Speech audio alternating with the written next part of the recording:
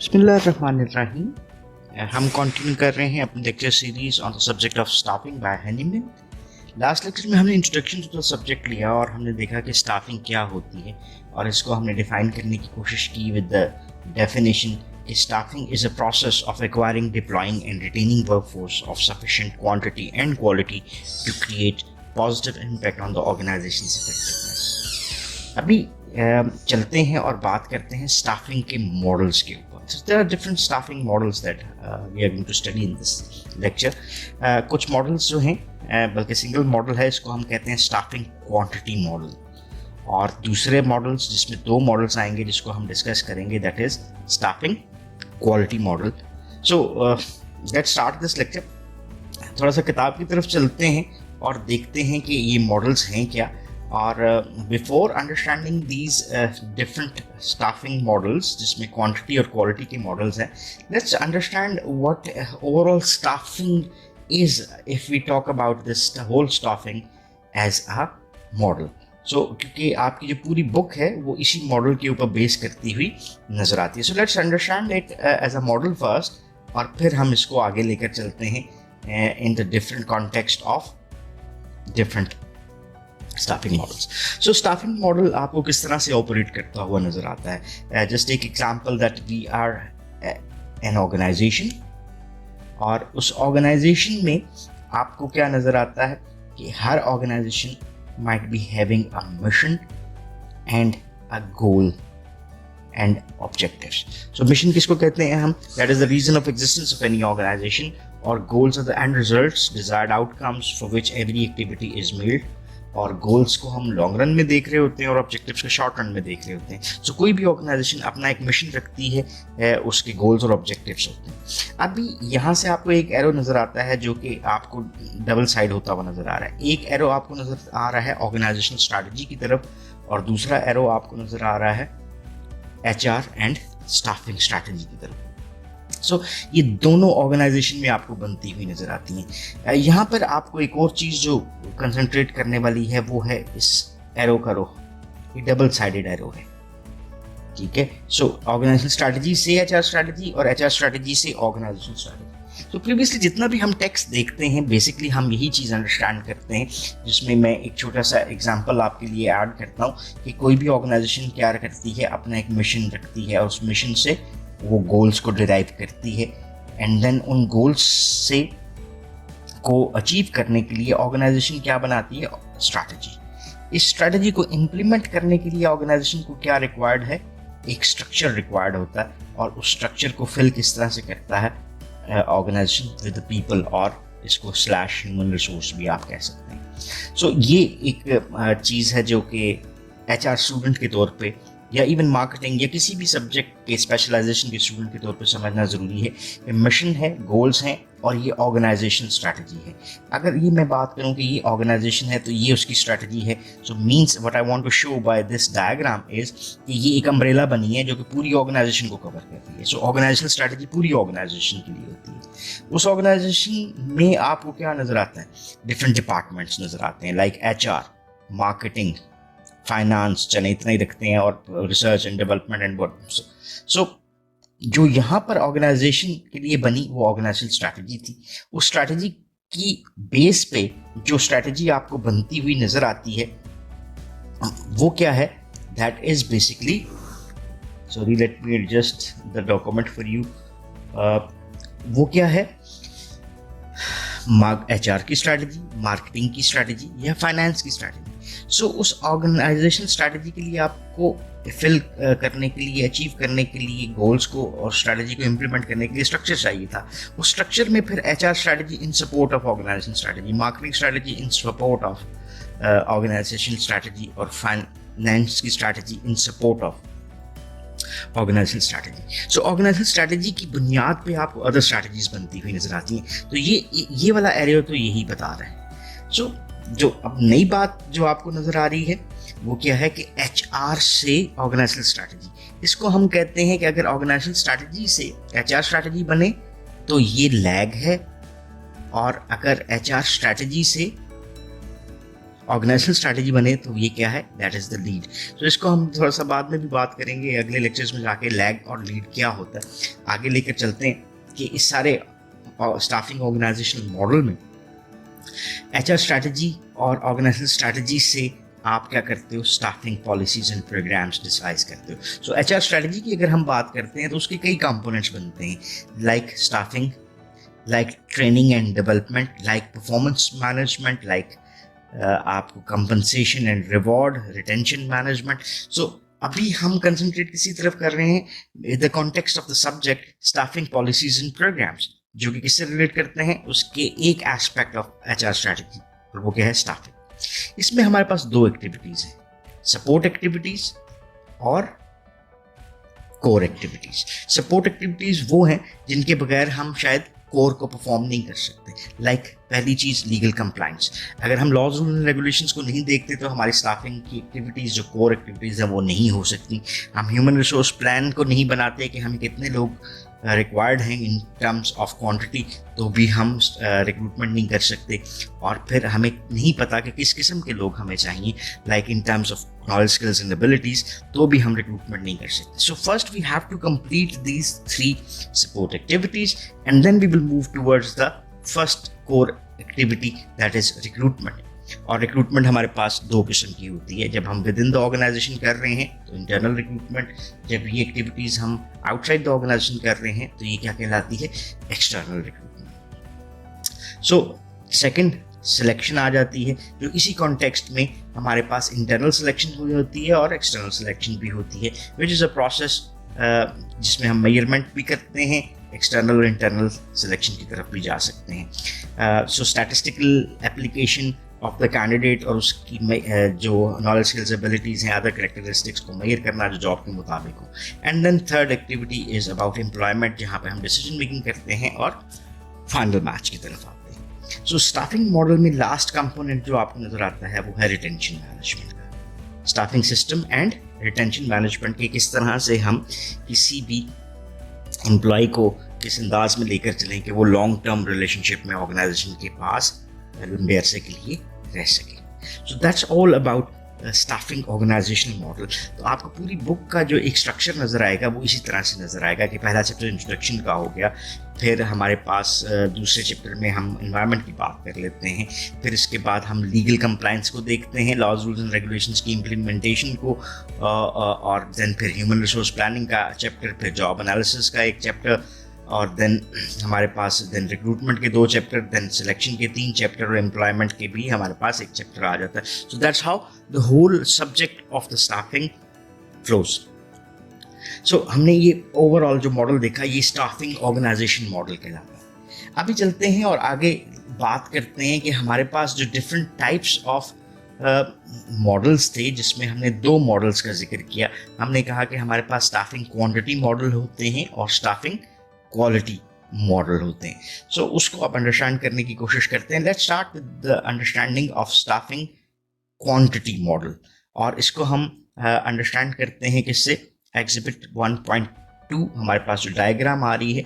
Staffing quantity model है क्या? So basically the quantity of, और इसको हम दूसरे लफ्जों में हेड काउंट भी कहते हैं, portion of the staffing definition means organisations must be concerned about staffing levels in their adequacy. इसमें हमारे पास, अगर मैं सादा सी एग्जांपल लूँ तो फ़र्ज़ करें हमारे पास 20 कोर्सेज हैं जो कि हमने पढ़ाने। अब इन 20 कोर्सेज को हम कहते हैं कि मैक्सिमम टीचिंग लोड जो हम किसी भी टीचर को दे सकते हैं वो किसका है, वो 4 का है। 4 मल्टीप्लाइड बाय 5 20। तो इसका मतलब क्या हुआ कि हमारे पास एक क्वांटिटी निकल आई कि हमें कितने लेक्चरर्स हायर करने हैं, दीज आर 5। तो सिर्फ अभी हमने क्वांटिटी की बात की है। सो एग्जिबिट जो है वो भी इसको शो करता हुआ आपको नजर आ रहा है। जैसे हमारे पास है प्रोजेक्टेड स्टाफिंग रिक्वायरमेंट्स, कि हमारी रिक्वायरमेंट्स क्या हैं। जैसे इस वक्त हमारे पास रिक्वायरमेंट कितनी आ गई, 5 लेक्चरर्स की। प्रोजेक्टेड स्टाफिंग अवेलेबिलिटीज, कि हमारे पास कितने अवेलेबल लोग हैं। देखिए ना, अभी आपको 2 साइड्स नजर आ रही हैं। कौन सी साइड, एक रिक्वायरमेंट्स की और एक अवेलेबिलिटी की। अगला सवाल बनता है जो कि शायद वीडियो लेक्चर में मैं आपसे पूछ नहीं सकता, in a live class I would have asked कि प्रोजेक्शन से क्या मुराद है। ये बेसिकली स्टाफिंग क्वांटिटी मॉडल है। जैसे फर्स्ट करते हैं, ये हमें 5 टीचर्स चाहिए और हम कब से सेमेस्टर स्टार्ट कर रहे हैं? अक्टूबर से। तो ये हम अक्टूबर में जाके प्लानिंग करेंगे? नहीं, ये तो हम जून में प्लान कर रहे हैं कि हमें अगले के लिए क्या चाहिए। अब जून में हमारे पास 5 टीचर्स मौजूद हैं, तो इसका मतलब क्या हुआ कि अक्टूबर में हमारे पास कितने टीचर होंगे? हमारे पास तो 5 टीचर हैं, हम क्यों रिक्रूटमेंट कर रहे हैं? द रीजन इज कि स्टाफिंग रिक्वायरमेंट हमारे पास तो 5 की आ गई, स्टाफिंग अवेलेबिलिटी हमारे पास अभी 5 की है, लेकिन अक्टूबर में फर्स्ट करें दी 5 - 3 बराबर 2, तो ये 3 टीचर जो हैं ये पीएचडी के लिए जा रहे थे और अक्टूबर में they will not be with us. तो 5 - 3, तो अक्टूबर में हमारे पास कितने लोग होंगे? 2 लोग होंगे। सो इन 2 लोगों के होने पे हमें कितने लोगों को हायर करना है? 2 - 5, इसका मतलब है हमारे पास लेस है क्या?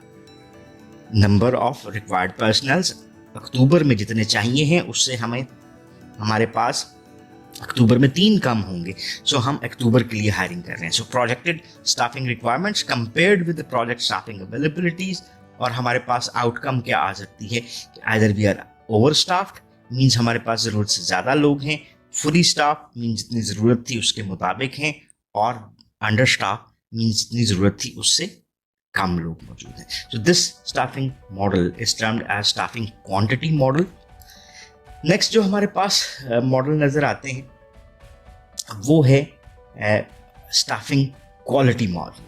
और क्वालिटी मॉडल में हम 2 को देखेंगे, पर्सन जॉब मैच को, और फिर हम देखेंगे that is termed as person organisation match. So पहले देख लेते हैं person job match. Person job match को यहीं से इस डायग्राम से अंडरस्टैंड करने की कोशिश करते हैं। ये डायग्राम हमें क्या बनाती है? हमारे पास 2 एलिमेंट्स नजर आ रहे हैं जिसको हमने आपस में मैच करना है। पहली चीज क्या है जी? जॉब, और दूसरी चीज क्या है? That is the person. अब जॉब के कॉन्टेक्स्ट में अगर देखें तो उसमें आपको हर जॉब की रिक्वायरमेंट्स नजर आती हैं, और हर जॉब अपने अंदर कुछ क्या रखती है? रिवॉर्ड्स रखती है। So what are the requirements? अगर हम बात करें तो नॉलेज की, स्किल्स की, एबिलिटीज के हवाले से, अदर करेक्टरिस्टिक्स के हवाले से ये रिक्वायरमेंट्स हैं कि किस तरह का बंदा हमें चाहिए। और रिवॉर्ड क्या हो सकते हैं? ये सैलरी हो सकती है, उससे रिलेटेड बेनिफिट्स हो सकते हैं, और उससे रिलेटेड पर्क्स हो सकते हैं जो हम ऑफर कर रहे हैं। तो ये सारी चीज़ें जो सैलरी, बेनिफिट्स, रिवॉर्ड्स वगैरह हैं, ये किसी भी जॉब को अट्रैक्टिव बनाते हैं। चलिए ये एलिमेंट हमने समझ लिया। अब दूसरा एलिमेंट हमारे पास कौन सा है? पर्सन्स। अब पर्सन में यानी each individual have a set of knowledge, skills and abilities and other characteristics. अब हम ये किस में असेस कर रहे हैं? उस बंदे में। और दूसरी चीज that is the motivation. Motivation क्या है? इसको हम कहते हैं विलिंगनेस टू परफॉर्म चैलेंज। अब देखो, रिक्वायरमेंट्स मैच्ड की जॉब की विद द पर्सन, KSAOs अगर मैच करती हैं, पहला एक सवाल आ गया। रिवॉर्ड कि इतनी सैलरी के साथ जो मैं इस जॉब में ऑफर कर रहा हूँ उसके साथ क्या इंडिविजुअल मोटिवेटेड टू वर्क है, ये हमारा क्या हो गया? एक मैच हो गया। इस मैच का क्या आता है? एक इम्पैक्ट आता है इसके ऊपर, HR आउटकम के ऊपर। ये आउटकम क्या हो सकती है? अगर पॉजिटिव मैच आता है या फिर अगर नेगेटिव मैच आता है। अगर पॉजिटिव मैच आता है तो हमारे पास आउटकम्स क्या आएंगी? आइदर जॉब में अट्रैक्शन होगी, परफॉर्मेंस बेहतर होगी, रिटेंशन बेहतर होगी, जो अटेंडेंस है वो बेहतर होगी, सेटिस्फैक्शन बेहतर होगी, और अदर। और अगर ये नेगेटिव आता है तो फिर अट्रैक्शन कम हो जाएगी, परफॉर्मेंस रिड्यूस होगी, रिटेंशन इतनी अच्छी नहीं रहेगी, अटेंडेंस इतनी अच्छी नहीं रहेगी, सेटिस्फैक्शन इतनी ज़्यादा नहीं होगी। So if there is a good match of a person in a job, तो हम एक HR की बेहतर आउटकम्स ले सकते हैं। ये बेसिक कॉन्सेप्ट हमारा बनता है जो हमारे पास क्वालिटी मॉडल्स में पहला मॉडल नजर आता है, पर्सन जॉब मैच का। अभी साथ ही इसको आगे लेकर चलते हैं और देखते हैं कि पर्सन जॉब मैच के बाद हमारे पास जो अगला स्टाफिंग क्वालिटी मॉडल नज़र आता है, और last model that is person organisation match. ये बेसिकली इस क्वेश्चन के ऊपर बेस करता है कि क्या पर्सन का और जॉब का मैच काफ़ी होता है, या हर ऑर्गेनाइजेशन का अपना एक कल्चर होता है, अपनी वैल्यूज़ होती हैं, उनकी रिक्वायरमेंट्स होती हैं जो जॉब से अदर एस्पेक्ट्स में भी होती हैं। क्या किसी बंदे का सिर्फ जॉब से मैच करना काफ़ी है, या अगर बंदे का ऑर्गेनाइजेशन के मुताबिक होना भी उसके लिए फ़ायदेमंद हो सकता है। Basically this is the concept of person organization match. So इसको इस डायग्राम से हम देखने की कोशिश करते हैं कि ये है क्या। So this is basically person organization match. अब आपको कुछ चीज़ें सिमिलर नज़र आ रही हैं। ये जहाँ पे मैंने टिक लगा दिया, जॉब में रिक्वायरमेंट्स एंड रिवॉर्ड्स हैं, ये same as person job match के, और इसी तरह से पर्सन में KSAOs हैं और इसी को हमने मैच करना है। लेकिन आपको एक चीज़ डिफरेंट नज़र आ रही है, वो है ये वाला एक बड़ा दायरा जो हमें नज़र आ रहा है, जो कि कौन से फैक्टर्स को बता रहा है, ऑर्गेनाइजेशन के। तो यहाँ पे आपको 4 डिफरेंट फैक्टर्स नज़र आ रहे हैं ऑर्गेनाइजेशन में: organisational values, new job duties, then future jobs, और फोर्थ एलिमेंट आपका मल्टीपल जॉब। सो ये 4 एस्पेक्ट्स अगर एक इंडिविजुअल यानी पर्सन और जॉब मैच के साथ अगर हमें एडिशनली मिलते हैं तो ये पर्सन ऑर्गेनाइजेशन मैच कहला रहा है। What are the organizational values और new job duties? For instance इसको यहीं से देखते हैं कि अगर एक इंडिविजुअल की वैल्यूज और ऑर्गेनाइजेशन की वैल्यूज आपस में मिलती हैं, वो वैल्यू हम कहते हैं किसको है? Values are strongly held beliefs, strongly held beliefs of individual. If the beliefs of the organization and person matches तो फिर एक बॉन्ड बन जाएगा। ये चीज़ हमने ऑर्गेनाइजेशन में देखनी है कि क्या एक बंदा यानी पर्सन को जॉब के साथ तो मैच हो गया, क्या वो अगर ऑर्गेनाइजेशन वैल्यू के साथ मैच करता है तो उसकी रिटेंशन के चांसेस ज़्यादा होंगे। द न्यू जॉब ड्यूटीज, कि जिस जॉब पे वो पहले था उसके KSAOs मोटिवेशन उसके मुताबिक होंगी, क्या जो नई जॉब है उसकी रिक्वायरमेंट रिवॉर्ड्स को वो पूरा करता है, तो न्यू जॉब ड्यूटीज उसकी क्या होंगी, क्या वो इंडिविजुअल उसके साथ मैच कर रहा है। If there is a good match तो पॉजिटिव आउटकम्स आ सकती हैं। क्या हमने उसको सिर्फ इसी जॉब के लिए रखना है, या फिर हम देखते हैं कि अगर 3 साल बाद वो किधर होगा, तो फ्यूचर जॉब जो होती है जिसके ऊपर, जैसे फर्ज करें मुझे सेल्स प्रमोशन ऑफिसर के तौर पे हायर किया गया, तो आप मुझ में साथ ही देखते हो कि उसमें लीडरशिप है, मैनेजरियल स्किल्स हैं, तो मुझे आप असेस कर रहे हो कि इसके लिए SPO के लिए plus SPO after 2-3 years of working might be promoted to a field manager, तो वो फ्यूचर जॉब के एस्पेक्ट से हम उसको देखते हैं, तो हमें उसकी रिटेंशन में बेनिफिट्स मिल सकते हैं। और I might ask for multiple jobs, कि मैं A काम तो करवा रहा हूँ, क्या B भी उससे करवा सकता हूँ, क्या C भी करवा सकता हूँ। सो हम किसी इंडिविजुअल को असेस करते हैं कि if he has to get himself involve in multiple jobs तो वो क्या हो, कैसे परफॉर्म कर सकेगा।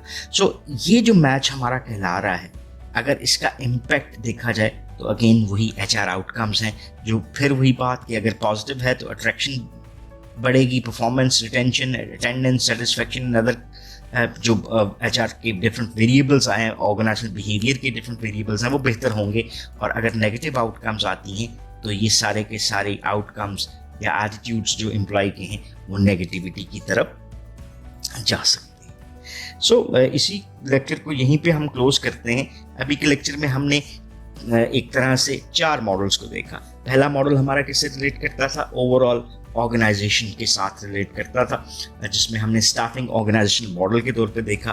फिर हमने स्टाफिंग मॉडल में स्टाफिंग क्वांटिटी मॉडल देखा, जहाँ पे हमने समझा कि वो लेवल्स के साथ डील कर रहा है। फिर हमने स्टाफिंग क्वालिटी मॉडल्स को अंडरस्टैंड करने की कोशिश की, जहाँ पे हम स्टाफिंग क्वालिटी में पहला मॉडल पर्सन जॉब मैच को कंसिडर किया, एंड देन हमने क्या क्या देखा, स्टाफिंग क्वालिटी में पर्सन एंड ऑर्गेनाइजेशन के मैच को भी अंडरस्टैंड किया। बेसिकली इस टेक्स्ट को आप फर्दर जो रीड आउट कर सकते हैं फॉर बेटर अंडरस्टैंडिंग, और if you still are left with some kind of questions तो फिर आप उसको कमेंट सेक्शन में भी डील कर सकते हैं। जितना अच्छा हमने समझा कि मैच होगा क्वांटिटी का, तो हम right type of staffing activities में इन्वॉल्व हो सकते हैं, और जितना अच्छा मैच स्टाफिंग क्वालिटी का रखना चाहते हैं in terms of person job match और in terms of person organisation match, तो उतनी ही बेहतर आप आउटकम के तौर पे ऑर्गेनाइजेशनल इफेक्टिवनेस लेकर आ सकते हैं। So once again thanking you, और again if you still have any question or queries, you can ask in the comment section and we would definitely love to answer those. So once again thanking you. Have a nice time. Allah Hafiz.